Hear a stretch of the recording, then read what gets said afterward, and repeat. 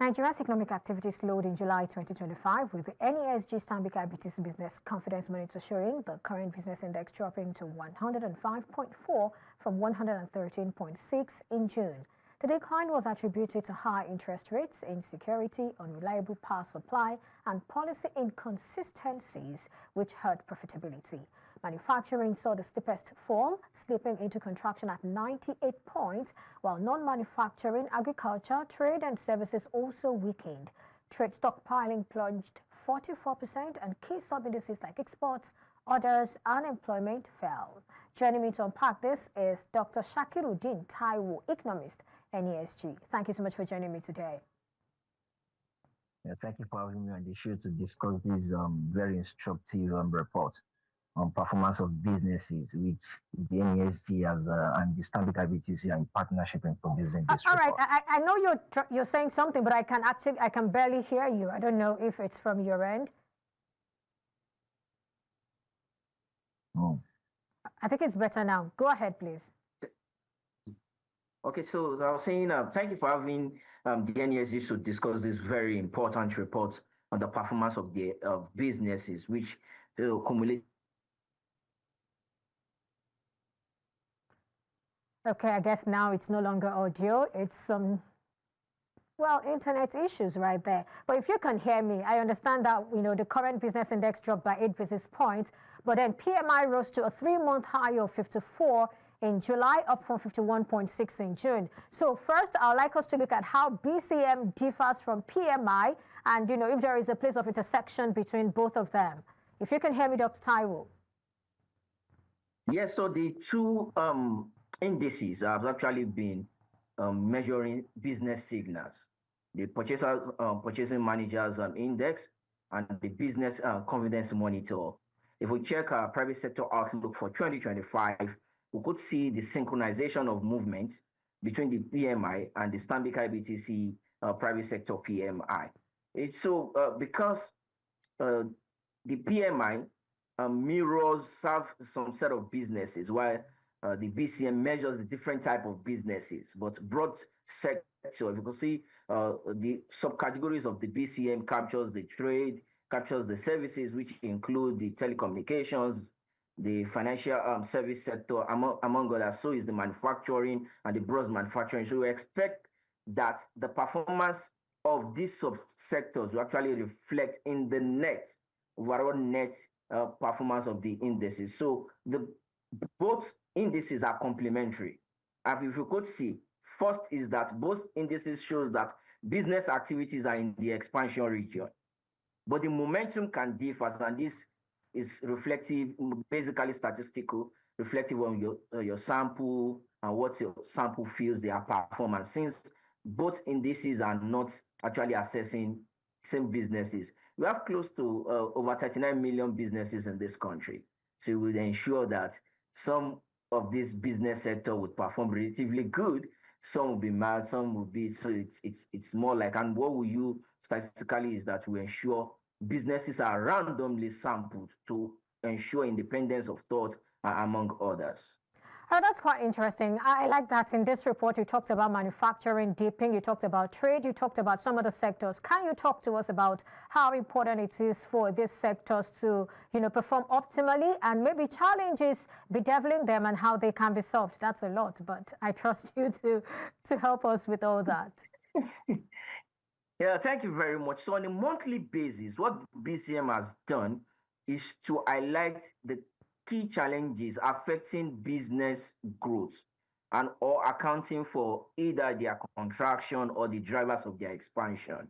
And what we have done is we have broad show of categories of challenges, insecurity, access to finance, ensuring the value of exchange rate. In the last quarter of 2024 was issue around availability. Currently, businesses are mentioning issue of high exchange rate. So there is that stability that our exchange rate has achieved, all thanks to the reforms by the monetary policy authorities in Nigeria, what I mean by the Central Bank of Nigeria, and some of these. And you could also see in the capital importation report of the high inflow of the portfolio investment. So all this accounts for this. However, for businesses, the value of exchange rate is also as important as the stability of the exchange rate movement. So for them, they are complaining of issue of high exchange rate value. And the core of the structural issue is the power, energy. And since we started the BCM in September of last year till now, availability of power, which is energy, has constituted one of the top 3 challenges of business on a month-on-month basis. Though there has been an improvement based on generation, distribution from the overall energy supply in Nigeria, but businesses is not at the level that businesses want or could drive optimal performance of businesses. So businesses are also forced to ensure they rely on the alternatives. For example, the broadcast industry that has to have 24 hours of power and constant can't ensure a break in transmission as a result of power outage.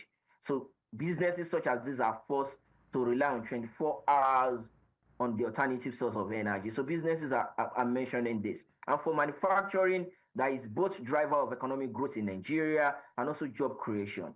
Some of these challenges that they have has to be minimized. Government has to ensure there are a lot of mitigation strategies. Businesses or private sectors on their own has limited capacity to address businesses. So what they would do, or those business challenges, so what they will do in mitigating some of these business challenges is to provide an alternative that is costly. And this then has a lot of backdrop effect on their employment, on their profitability, on their bottom line, and in most cases, on their performance, which then sometimes leads to closure of businesses. What none of the businesses we have surveyed in recent time has mentioned this, but a lot of them are speaking about slowdown in productivity and growth as a result of the heightening of these non-policy challenges. Well, not so good a place to be. But then let's look at this. I mean, you've highlighted some of the challenges. You talked about interest rate, insecurity, power instability. Very quickly, I'd like you to talk to us about which you think is most pronounced, which one has the most pronounced effect on these businesses, and then we can begin to talk about addressing them. I feel like, inflation, it's something we really need to talk about because the CBN has taken a policy stance, and that stance has made productivity and growth the trade-off. So what is the fiscal, authority doing to ensure that at the end of the day, businesses do not have to fold? So I know some of these policy recommendations will actually be out in our State of the Economic Report that we'll be publishing later this month. But however, it's very instructive that the fiscal side looks at strategic and direct business support interventions. Though in Nigeria, there's issue of database. Our database is very weak. So we're unable to assess the effectiveness of previous interventions, either it's from Shopee, either it's from various intervention by the previous government. And what we could see is that this government is then very cautious to ensure that there's probably a game change in terms of how physical interventions affect the target group. In this case, the households and businesses. And for businesses, one of the most pronounced challenges for them that I've mentioned over time has been issue of limited access to finance as a result of high interest rates. And businesses can't really 100% fund their operation. They have to rely on the credit market for this. And if it is very hard for these businesses to sort credit that would then serve as more like engine to their growth, it's then very important that we look at this. And the second, which in the last 5 months has come up as new challenges, the cost of lease, which is the cost of real estate. And this is more like the pass-through effect of inflation. So property owners are now hiking cost of rent and property. So businesses are then forced to then pass through some of these costs to their final product. And so in some of them, there have to be an opportunity cost for some of these hiking non-operational costs in terms of increase in lease and cost of rent. So and the last is issue of power. Power has also been consistent. So these 3 core issues are what we think are short-term, monthly business constraining challenges that business owners keep retreating, consistently topping the first 5 challenges they are facing on a month-on-month basis. In some months, a lot of them will report an improvement in power supply, and for subsequent months, it will be an issue of inconsistent power supply that has then increased sort of their cost. So if the government, in the short term, will look at issue of lowering the cost or ensuring there is optimal improvement in access to credit, I think businesses would actually see that short-term improvement. It could be from physical interventions that are targeted at businesses. And we saw this during the COVID era, where there was this structural targeted intervention to businesses. And I think these businesses, just like they have mentioned on a month-on-month basis, that they would appreciate intervention in these areas.